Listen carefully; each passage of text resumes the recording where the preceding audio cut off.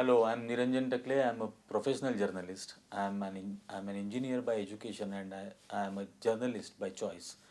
I have been a journalist for the last 21 years. I have worked with Network 18 as bureau chief and I have worked as a special correspondent with The Week magazine. And while working with the Week magazine, I got an opportunity to cover subjects ranging from culture to agriculture. And since I belong to Nasik, essentially a rural area in Maharashtra, I always enjoyed doing stories based on agriculture and agrarian crisis or the agriculture agroeconomy as such. So today, actually, I want to talk to you about the problem that the farmers in Maharashtra or in India are facing, the especially the pulse growers, pulse producers, and we all know for a fact that 3 years ago there was a tremendous, very severe drought across the state, and the tur yield of tur arar had gone down, and but the thing I mean, very surprising decision by the central government was that it had not allowed state government, it had asked state governments not to procure pulses, and it had allowed for the first time private players to uh, procure pulses, and a joint venture company of Adani with a Singapore based company had procured the entire yield from Maharashtra and Madhya Pradesh uh, at 29-30 rupees a kg. And when there was scarcity in the market, because as it is the yield was less, they offloaded their entire, I mean, whatever stocks they had at 140, 180, 220. I mean, the prices rose till 220 rupees a kg.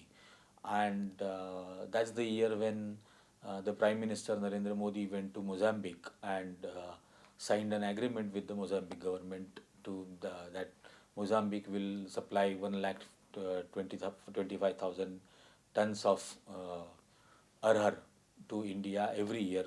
This agreement was for a period of 5 years. Uh, then the next year,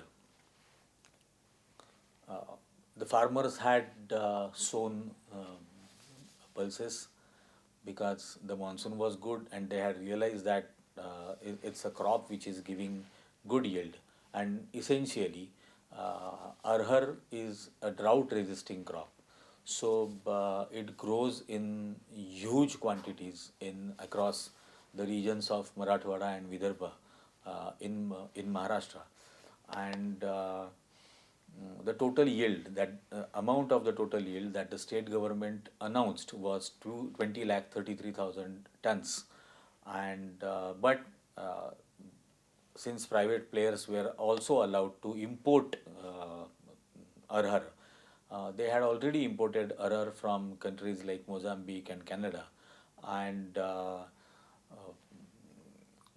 the agreement from Mozambique had, according to the agreement with the Mozambique government, they had provided 1,25,000 tons of arhar to the government of India, and so that those stocks were there.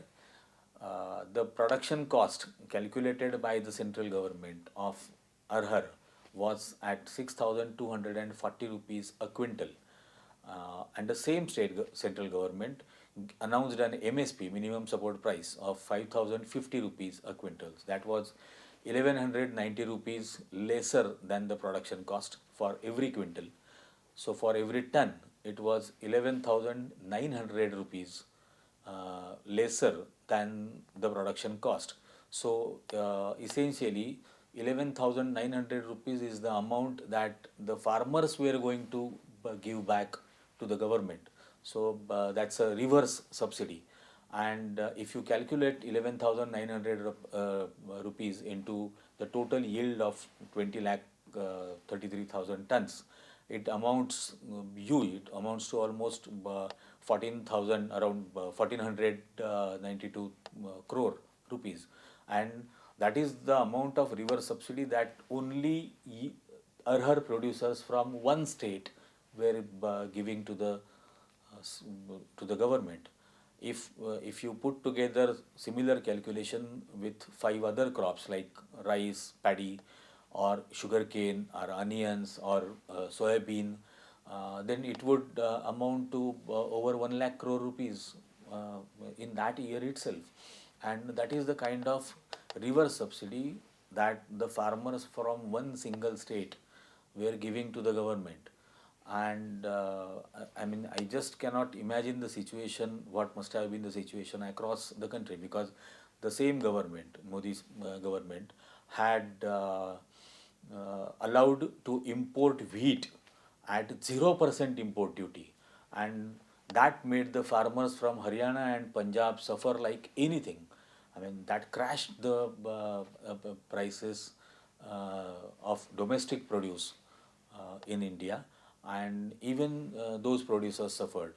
The similar case happened with other agriculture producers, and that's the reason probably why we saw farmers from Tamil Nadu protesting in Delhi for a period of over 30 days, and a never before situation was created in Punjab, where farmers from Punjab, a very proud race, started committing suicides.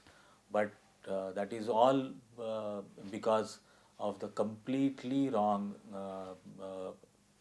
policies about the agriculture. And in fact, while discussing this in Maharashtra on a regional television channel, I had said that it is happening because the government essentially thinks that it is the urban middle class which is their voter. So to satisfy the urban middle class, the prices of all the agricultural produce in the domestic market are kept low by force by such wrong policies. And by keeping this particular inflation low, or the agriculture commodities prices low, the government wanted to show that the inflation is improving, and they wanted to transfer that benefit to the corporate, which also happened. But that's a different story. Uh, Thank you very much.